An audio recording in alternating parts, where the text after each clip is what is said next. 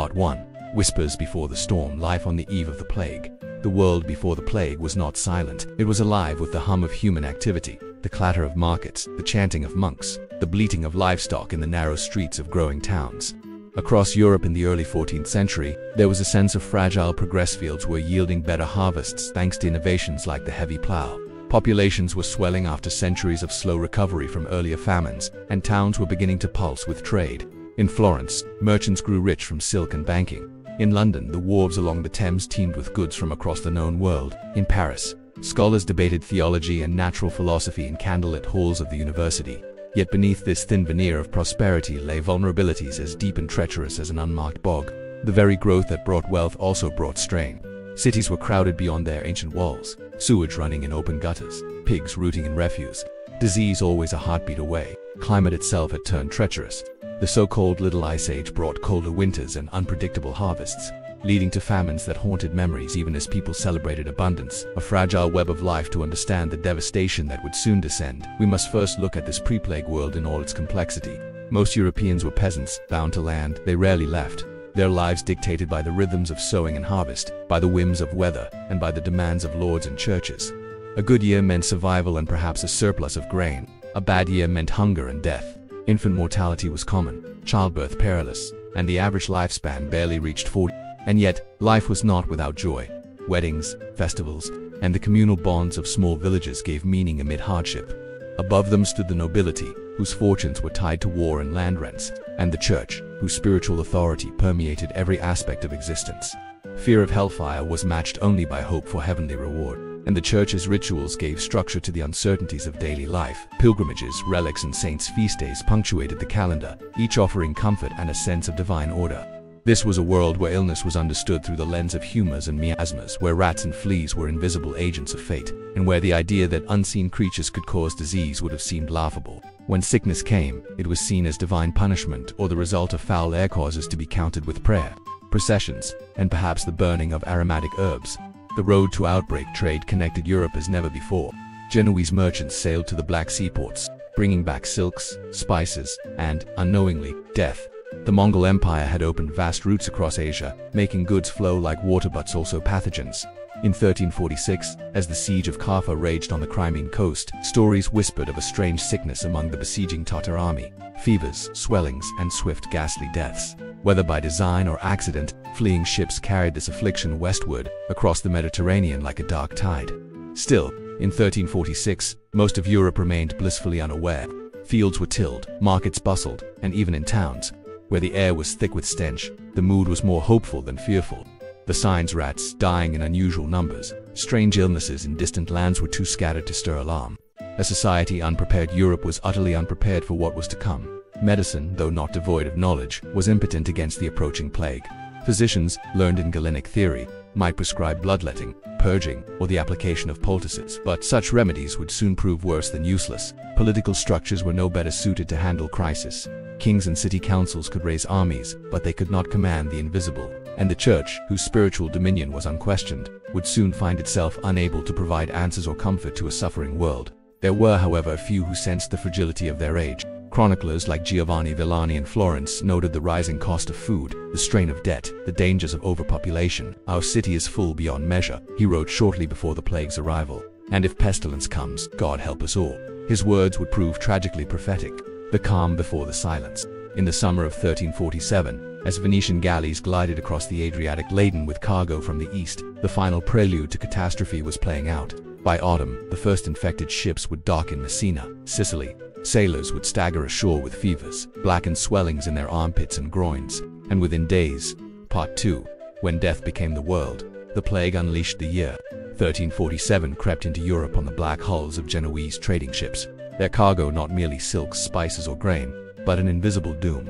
By the time the first ship docked in Messina, Sicily, rats were already leaping from the gangplanks, their fleas bearing a death none could see. The city's priests, merchants, and sailors alike would soon cough, fever, and fall, their bodies writhing in agony before the skin bloomed with dark, swollen buboes. Word spread as quickly as the disease itself: the end of days has come. Within months, the plague swept across Europe like a storm no army could repel. It galloped along trade routes, crossing the Alps into France, creeping along the Rhine, spilling into England. Death became not a visitor but a permanent resident, and the very rhythm of life was shattered. Where once the church bells rang to mark births, marriages, and feast days, now they tolled endlessly for the dead. The unstoppable tide, the Black Death moved with terrifying speed, faster than any previous scourge known to humankind. Villages emptied overnight as entire families succumbed, often within days of the first symptom. Physicians, powerless and bewildered, clung to the theories of humors and celestial misalignment. Bad air, they said, miasmas rising from swamps or the poisoned breath of the stars. People sealed their windows, lit fires of fragrant herbs, and prayed desperately, but nothing stopped the relentless harvest. In cities, the dead piled so high that they became obstacles in the streets. Paris struggled to bury its citizens in mass graves. London's fields turned into open pits. And Florence, once the jewel of Tuscany, was reduced to a haunted landscape of silence. Chroniclers recorded scenes of horror almost beyond belief. Mothers abandoning sick children, priests refusing to administer last rites, and wild dogs roaming churchyards gnawing on unattended corpses. Faith in crisis, the plague was not merely a biological catastrophe, it was a spiritual earthquake. Medieval Europe's worldview, so firmly anchored in the church, was shaken to its core. How could a merciful God allow such indiscriminate suffering? Why did the righteous die alongside sinners, the young alongside the old? Flagellant movements arose, bands of penitents who whipped themselves bloody in public squares, believing that only through pain could they appease divine wrath. Others turned their fury on scapegoats. Jews were accused of poisoning wells, and entire communities were slaughtered in pogroms across the continent. Yet amidst this chaos, a quiet rebellion began to stir. People questioned the authority of priests who fled their parishes, the wisdom of kings who could not shield their realms, and the very structure of a society that seemed to crumble in the face of nature's indifference. The plague was tearing not only bodies but the fabric of medieval civilization itself. A world rewritten in death by 1351, the Black Death had burned through Europe, leaving between 1/3 and 1/2 of its population dead. The survivors emerged into a world fundamentally altered. Fields lay fallow for lack of laborers, entire villages vanished from maps, and in the silence that followed, new possibilities took root. Wages rose because workers were scarce. Serfs demanded freedom or fled to towns where they could command better livelihoods. The old order, once unshakable, had been irreversibly weakened. The plague did not simply kill, it transformed. It left behind a Europe less sure of God, less bound by feudal chains, and more open to change. But these transformations were born of unimaginable grief. Every progress was paid for in tears and graves. Part 3. Survivors and Shadows, Life in the Aftermath. The bells no longer tolled as they had before, and yet the silence they left behind was no less suffocating. Across Europe, as the Black Death's most furious waves ebbed, what remained was not so much relief as a strange, disoriented quiet, a world both emptied and altered beyond recognition. Fields lay fallow, villages abandoned, and cities hollowed out like carcasses. Those who survived carried with them not only the scars of loss, but also a shifting sense of who they were and what life itself might mean. The haunted countryside. The countryside was, in many places, unrecognizably. The once busy lanes connecting hamlets now twisted through thickets of overgrowth. Once stilled land sprouted wildflowers and briars, nature reclaiming what had been wrested from it by generations of human labor. Travelers wrote of coming upon entire villages reduced to silence, church doors ajar, hearths cold, livestock wandering untended. For the survivors, this desolation was both a curse and a strange opportunity. In England and France, where the plague had scythed through serf and lord alike, labor was suddenly scarce. Fields that had lain deserted were now bargaining chips. Those willing to work could demand higher wages, and many who had been bound to the land for generations found themselves unexpectedly free.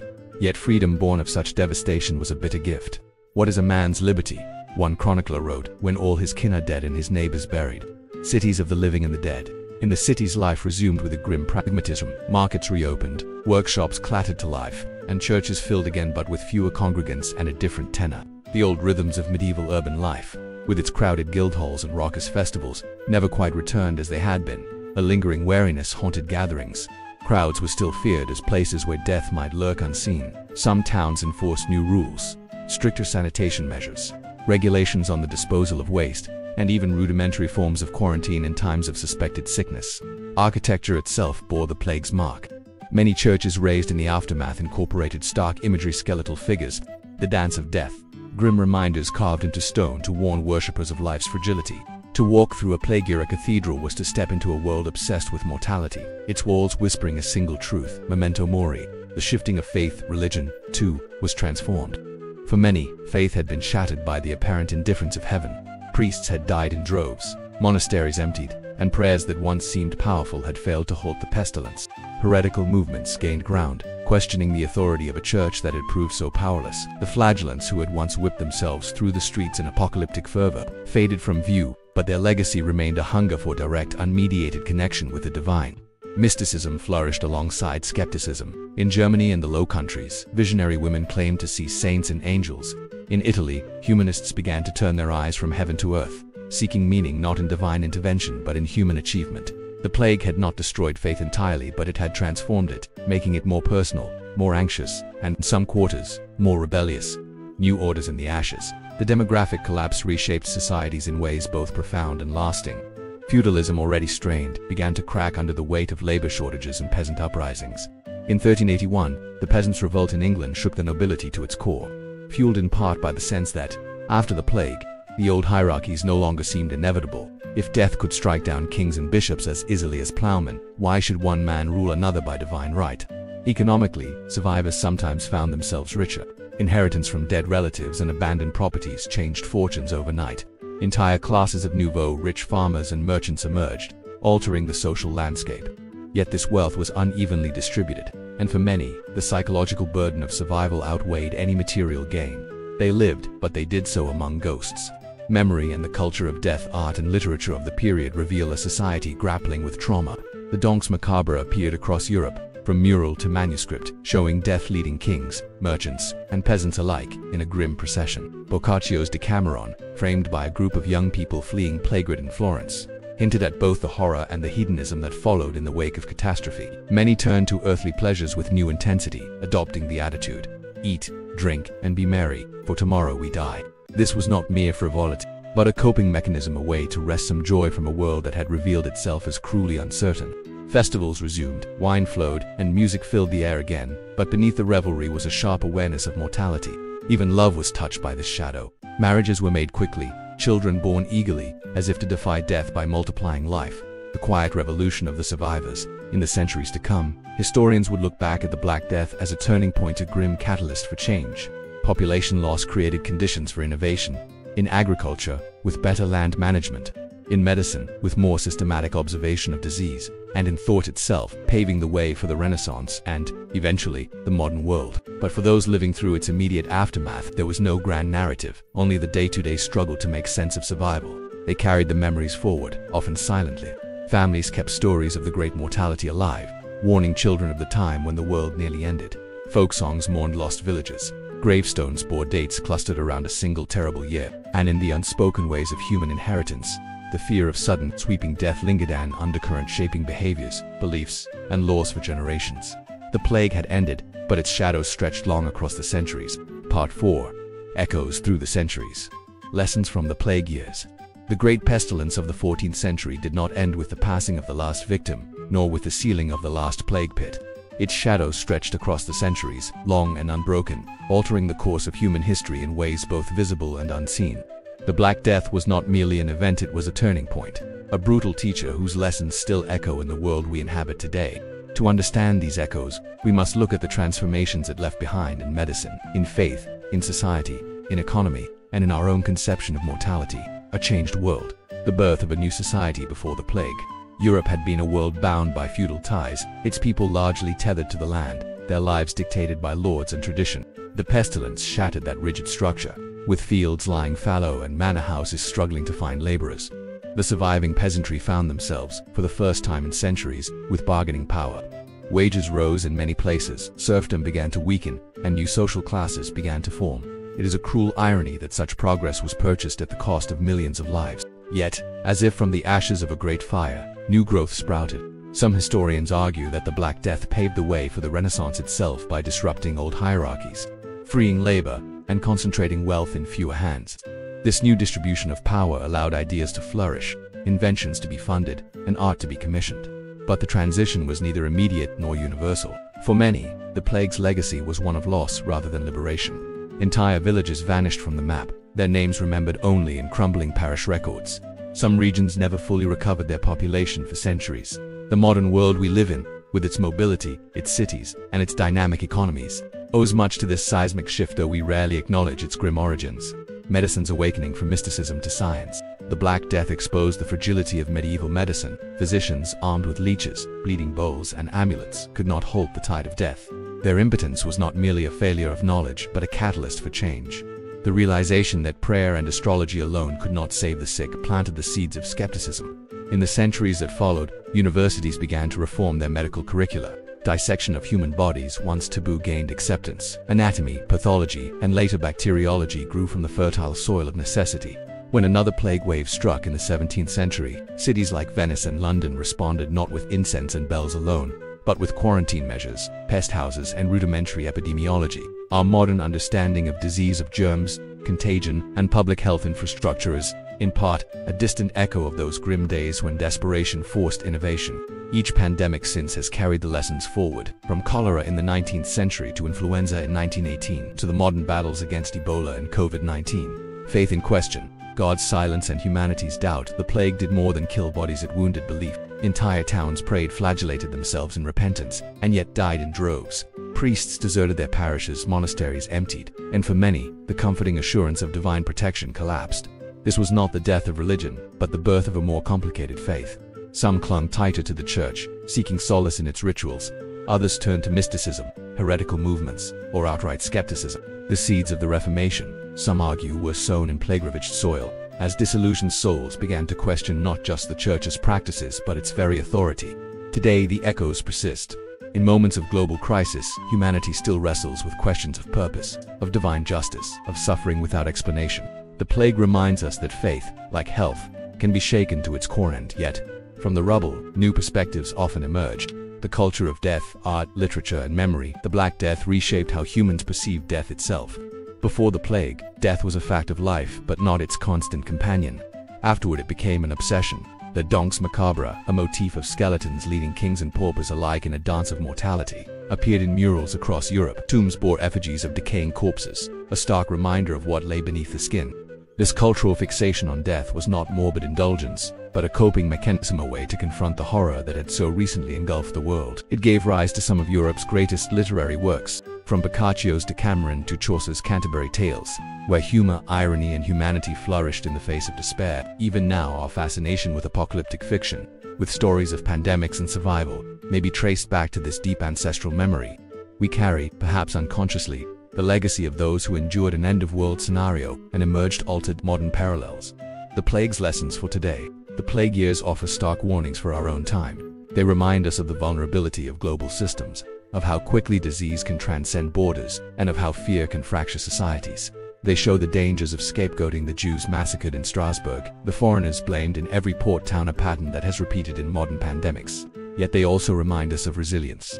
Humanity survived, adapted, and grew stronger. Communities rebuilt, knowledge expanded, and art flourished. The plague's ultimate legacy is not death but transformation. As we look to the future, with climate change, emerging diseases, and political instability on the horizon, the echoes of the Black Death whisper to us: prepare, adapt, and remember.